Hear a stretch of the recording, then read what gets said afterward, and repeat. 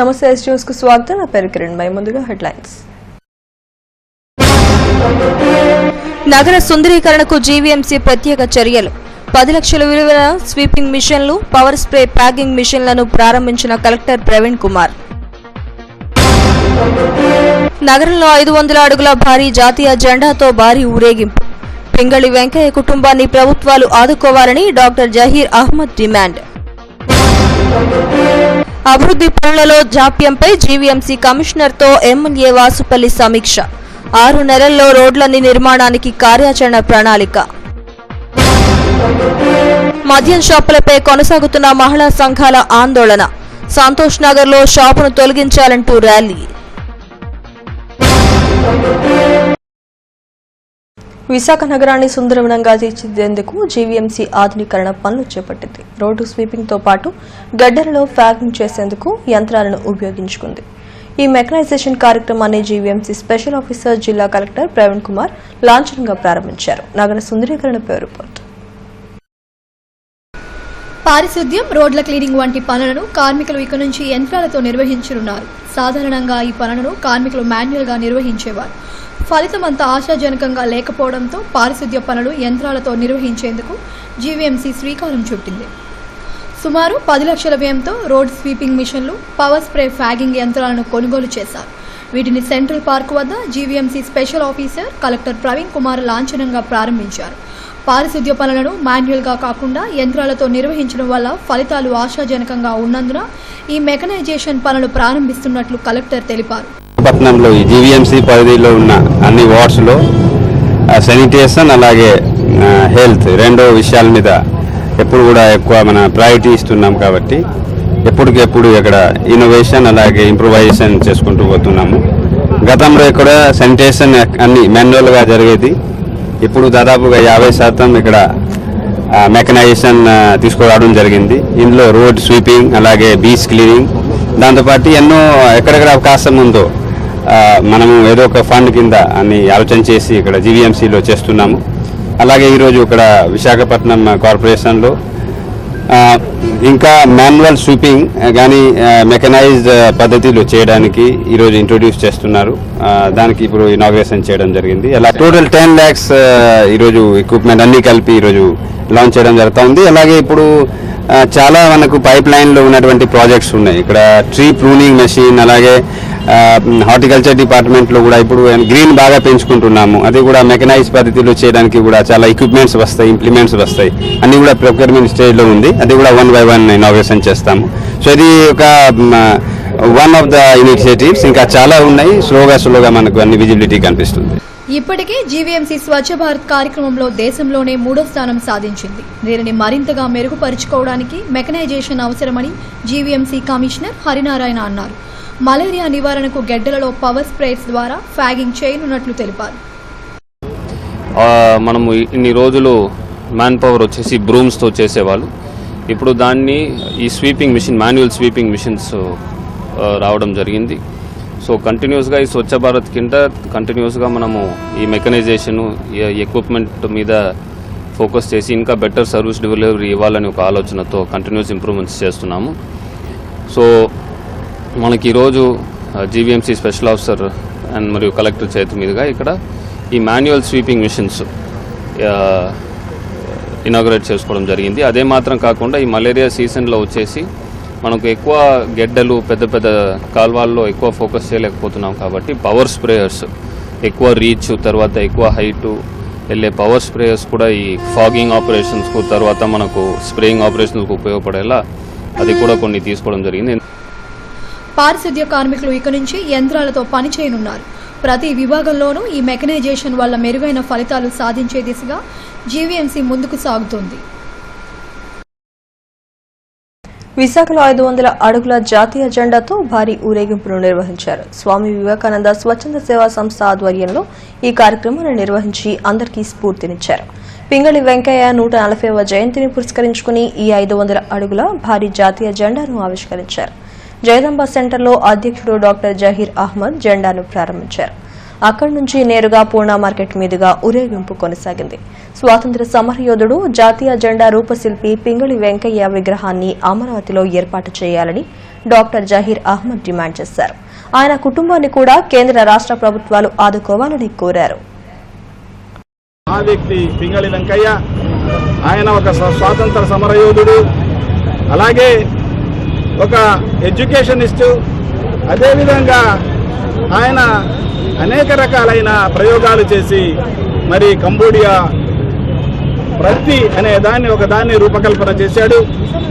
అంతటి మహానుభావుడు మరి ఈరోజు జాతి యావత్తు కూడా ఆయన్ని మర్చిపోయింది.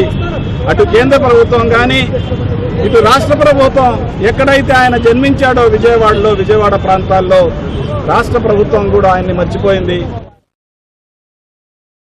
తన నియోజకవర్గంలో పలు అభివృద్ధి కార్యక్రమాలకు సంబంధించి MLA Vasupalli Ganesh Kumar GVMC commissioner హరినారాయణతో చర్చించారు.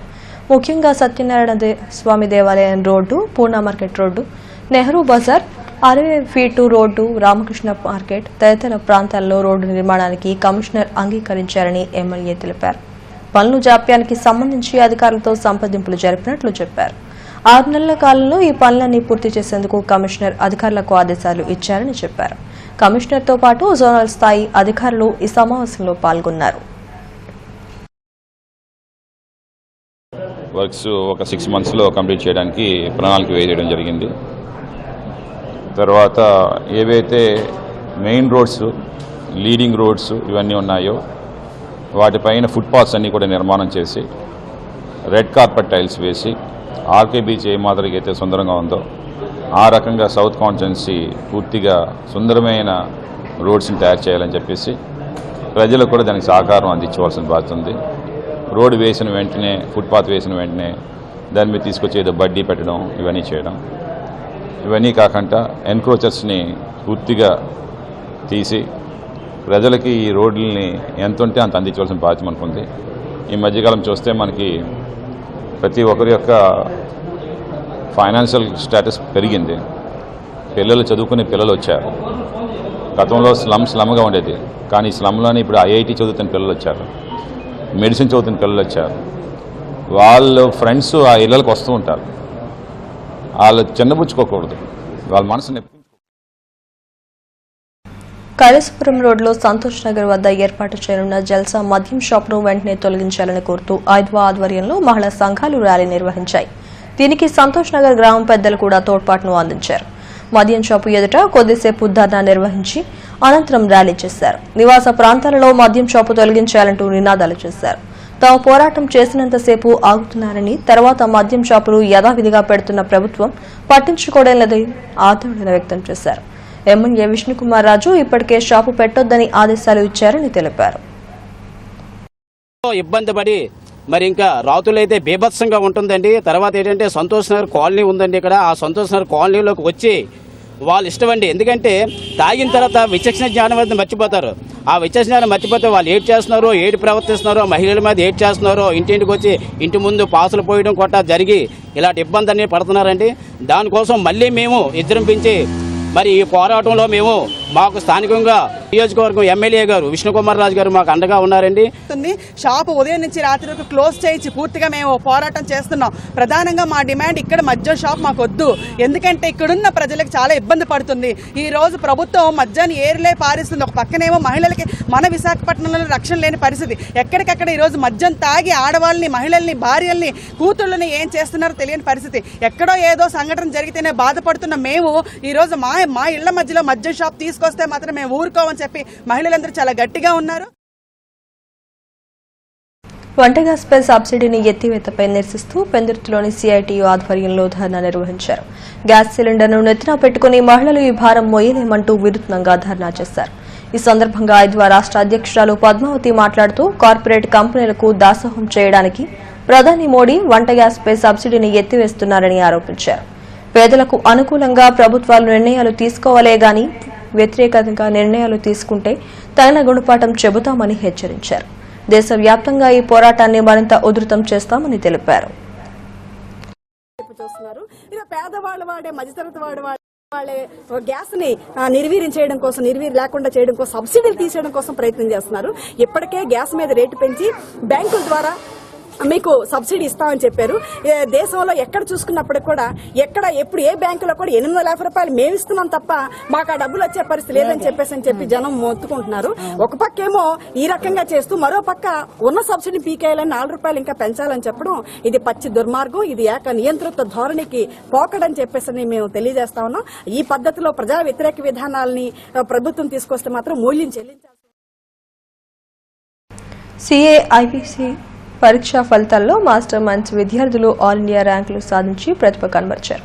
డాబా గార్డెన్స్ లోని సంస్థ కార్యాలయంలో ర్యాంకులు సాధించిన విద్యార్థులను అడ్మిన్ ప్రిన్సిపల్ సిహెచ్ అంజిరెడ్డి సత్కరించారు. తమ సంస్థకు చెందిన బి నీరజ్ ఆల్ ఇండియా 16వ ర్యాంకు సాధించి జాతీయ స్థాయిలో నిలిచాడని తెలిపారు. అలాగే కె రీతురాజు 481 మార్కులు, పి ఆనంద్ 419 మార్కులు, ఈ మౌనిక 419 మార్కులు, వరలక్ష్మి 371 మార్కులు సాధించినట్లు ఆయన తెలిపారు. సాధించారు. ఈ విద్యార్థులు ఎంతో కష్టపడి బోత్ గ్రూప్స్లో పాస్ అవ్వడం జరిగింది. అంతేకాకుండా దాదాపుగా 110 మంది విద్యార్థులు అటెంప్ట్ చేసినటువంటి పరీక్షా ఫలితాలలో దాదాపుగా సింగిల్ గ్రూప్ 29 మంది, బోత్ గ్రూప్స్ 12 మంది పాస్ అవ్వడం జరిగింది. మాస్టర్ మైండ్స్ విద్యార్థులు ఓవరాల్గా 16, 23, 27, 32, 34, 35, 39, 40, 42 ర్యాంకులు ఆల్ ఇండియా లెవెల్లో సాధించడం జరిగింది. ఈరోజు నాకు ఆల్ ఇండియా 16th ర్యాంక్ రావడం చాలా సంతోషంగా ఉంది. దీనికి ముఖ్య కారణాలు నన్ను అడిగితే నేను కష్టపడ్డ శ్రమ, ఇంకా మాస్టర్ మైండ్స్ యొక్క ఫ్యాకల్టీ వాళ్ళు చేసే ప్యాటర్న్స్ కానీ ప్లాన్స్ కానీ మాస్టర్ మైండ్స్ వాళ్ళు పెట్టిన ఎగ్జామ్స్ కానీ.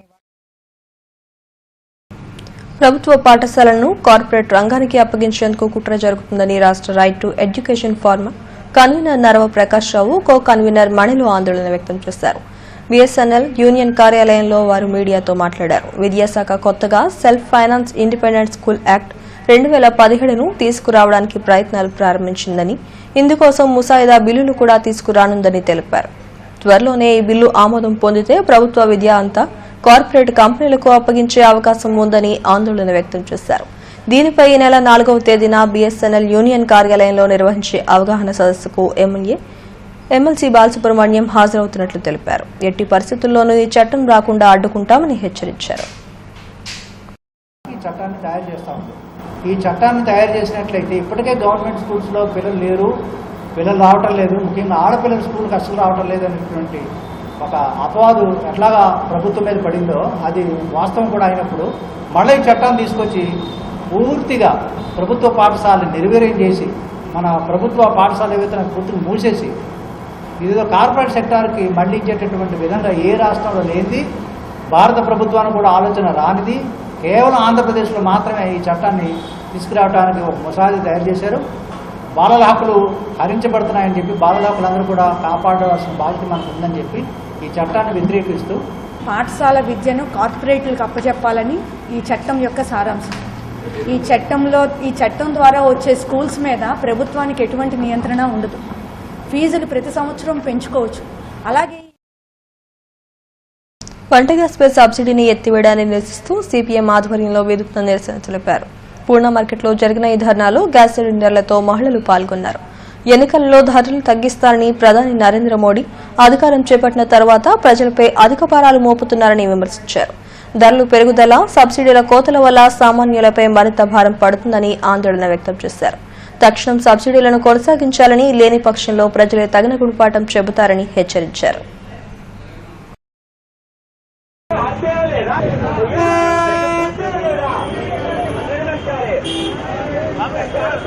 జూన్ 1వ తారీఖు నుంచి ప్రతి నెల కూడా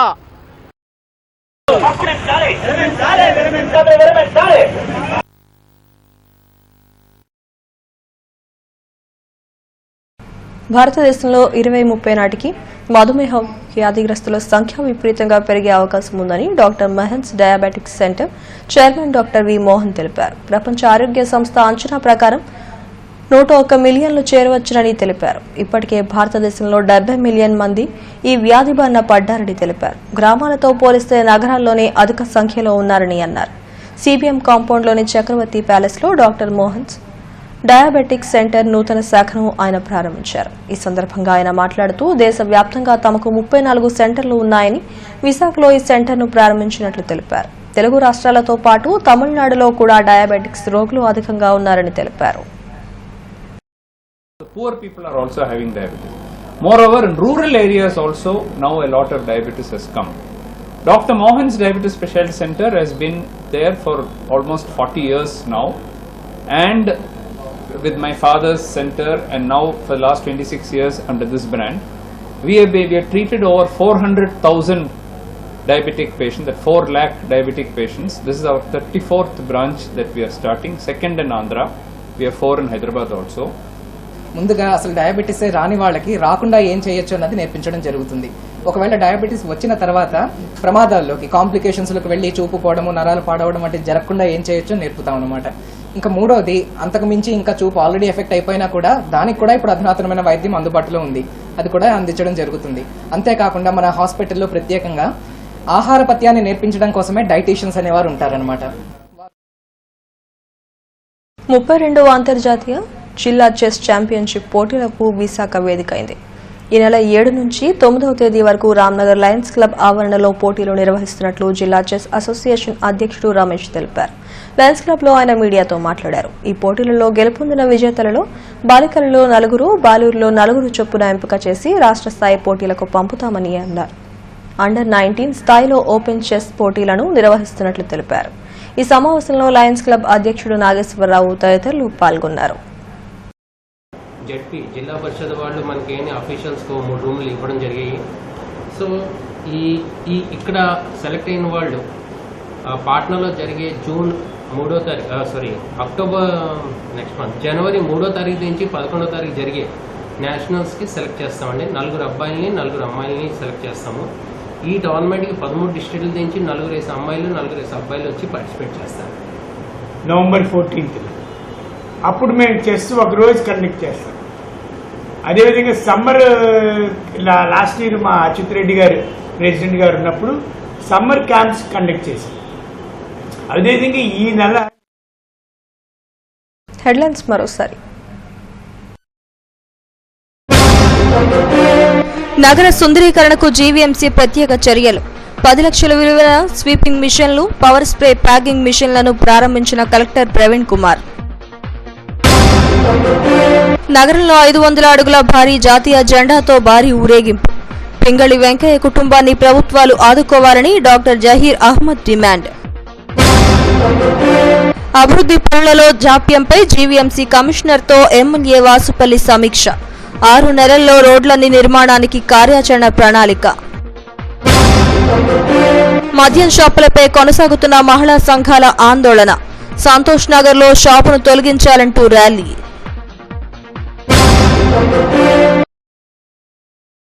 ఈ వార్తలు ఇంతటితో సమాప్తం. మరిన్ని వార్తా విశేషాల కోసం చూస్తూనే ఉండండి STV న్యూస్.